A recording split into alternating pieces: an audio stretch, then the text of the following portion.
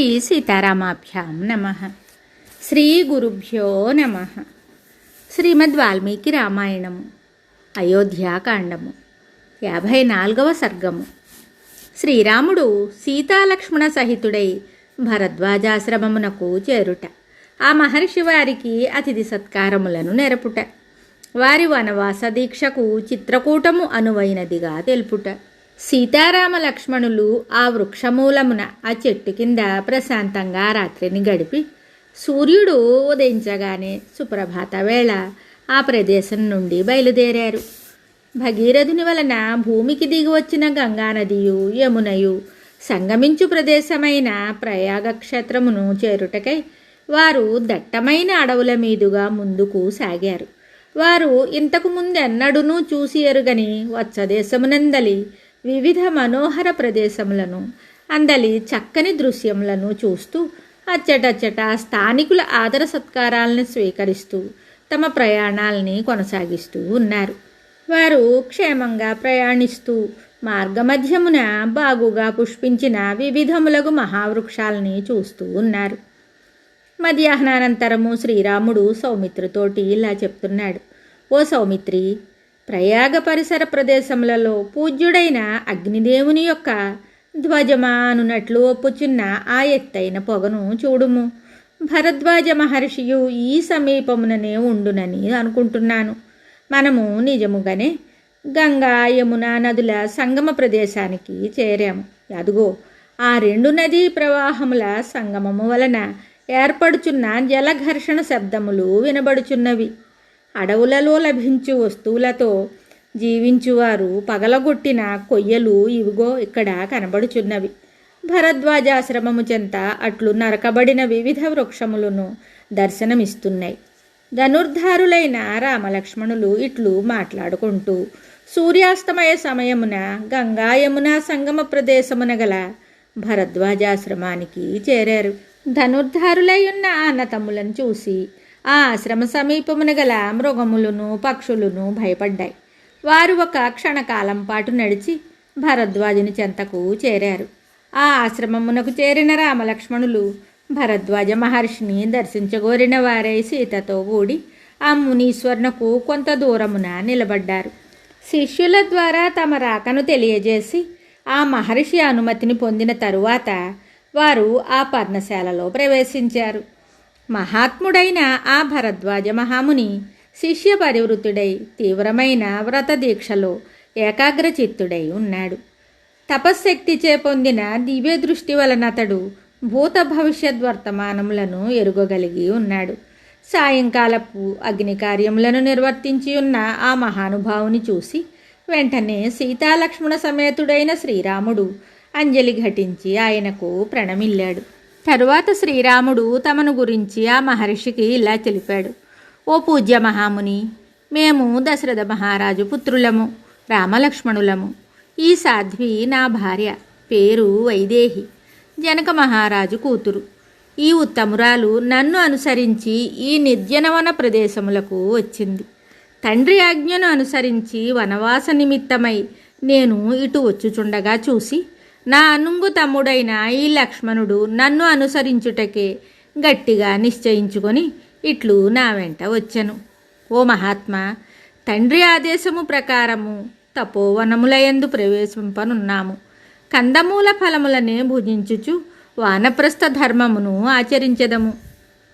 అంతట ధర్మాత్ముడైన ఆ ముని ధీమంతుడును రాజకుమారుడును అయిన శ్రీరాముని మాటలను విని గోవును అర్ఘ్యజలములను తెప్పించి వారికి భక్తి శ్రద్ధలతో అతిథి సత్కారములను నెరపెను.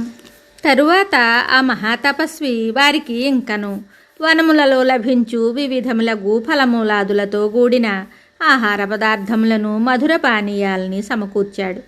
ఆత్మీయతతో వారికి నివాసాన్ని ఏర్పరిచారు. మృగముల తోడను పక్షుల తోడను మునీశ్వరుల తోడను పరివృతుడై ఆసీనుడైయున్న ఆ భరద్వాజముని తన కడకు విచ్చేసిన శ్రీరామునకు స్వాగతపూర్వకంగా అతిథి పూజోపచారములను నిర్వహించెను.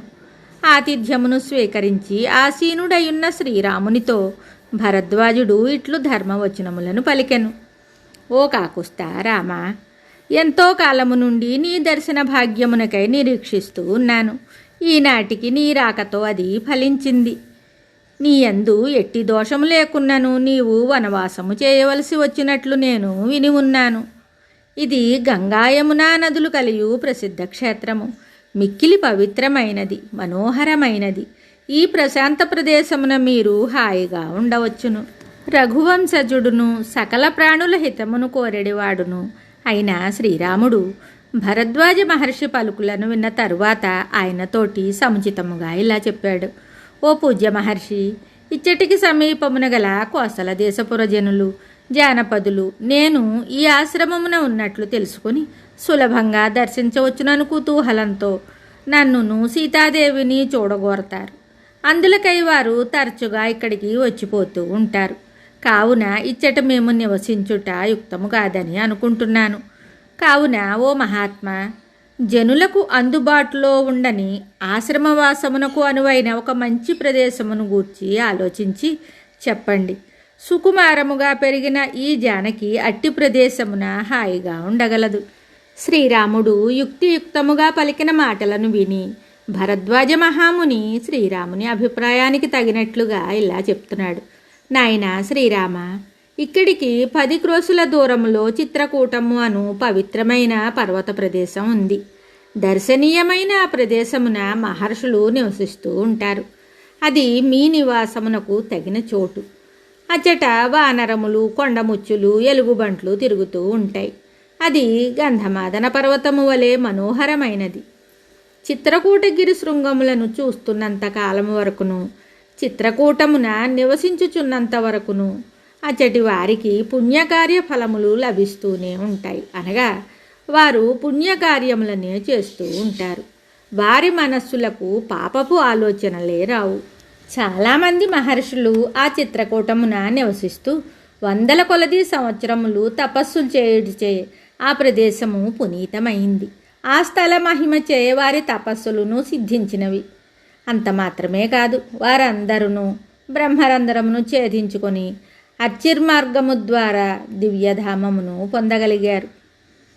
ఓ రామ, మీ ఏకాంతవాసమునకు ఆ ప్రదేశము ఎంతయో అనుకూలము. అచ్చట మీరు మిక్కిలి సుఖముగా ఉండవచ్చును. లేనిచో మీ వనవాసమును మాతో కూడి ఈ ఆశ్రమమునే గడపగలరు. ధర్మజ్ఞుడైన భరద్వాజ మహాముని ఇట్లు పలికి తనకు ప్రియమును గూర్చిన అతిథులకు శ్రీరామునకును సీతాదేవికిని లక్ష్మణస్వామికిని చక్కని అతిథి సత్కారములతో ఉపచారములను అనర్చెను. వారికి సంతృప్తిని కలిగించెను. భరద్వాజ మహర్షియు ఆయన చెంత కూర్చొని ఉన్న శ్రీరాముడును చిత్రకథా సంభాషణలు చేస్తూ ఉన్నారు. ఇంతలో ప్రశాంతిని గూర్చుచూ రాత్రి అయ్యింది. సుఖముగా పెరిగిన సీతారామ లక్ష్మణులు ప్రయాణ శ్రమచే అలసిపోయి ఉన్నారు. అందువలన వారు మనోహరమైన భరద్వాజ మహర్షి ఆశ్రమమున ఆ రాత్రిని సంతోషంగా గడిపారు. ఆ రాత్రి గడిచి తెల్లవారగానే నరశ్రేష్ఠుడైన శ్రీరాముడు మహాతేజస్వి అయిన భరద్వాజమునిని సమీపించి ఆయనతోటి ఇలా అన్నాడు. సత్యశీలుడవైన ఓ మహాత్మా, మీ ఆశ్రమమున ఒక రాత్రిని గడిపితిమి. ఇంతకు ముందు మీరు సూచించిన ఆ ప్రదేశమునకు వెళ్ళుటకై ఇంక మీరు మాకు అనుమతినివ్వండి. రాత్రి గడిచిన తరువాత ఆ సుప్రభాత సమయమున భరద్వాజ మహర్షి శ్రీరామునితోటి ఇలా చెప్తున్నాడు. ఓ రామ, ఈ సమీపముననే చిత్రకూట పర్వతం ఉంది. అది మధురములైన ఫలములతోడను కందమూలములతోడను ఒప్పుచున్నది. అచ్చటికి వెళ్ళండి. ఓ పరాక్రమశాలి, మీరు నివసించుటకు అది ఎంతో అనుకూల ప్రదేశము. అచ్చట చక్కని నీడనిచ్చు వివిధములగు మహావృక్షములు ఉన్నాయి. ఆ ప్రదేశమున కిన్నెరలు, నాగజాతి వారు సంచరిస్తూ ఉంటారు. నెమళ్ళు మనోహరముగా క్రేంకారములు చేస్తూ ఉండును. మహాగజములు తిరుగుతూ ఉండును. ఆ ప్రదేశము పవిత్రము, మనోజ్ఞము. అక్కడ కందమూల ఫలములు సమృద్ధిగా లభించును.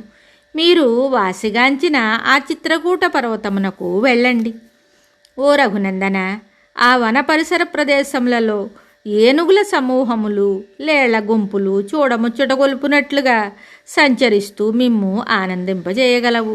అచ్చటి పర్వత సానువులను, మందాకిని నదీ తీరములను, ఎన్నో జలపాతములను, నానా విధములగు గుహలను, సెలయేళ్లను, మీరు చూడవచ్చును. నీవును సీతాదేవియు విహరించు వేళ ఆ ప్రదేశము అంతయు మీ మనస్సులకు ఆహ్లాదకరముగా ఉండును.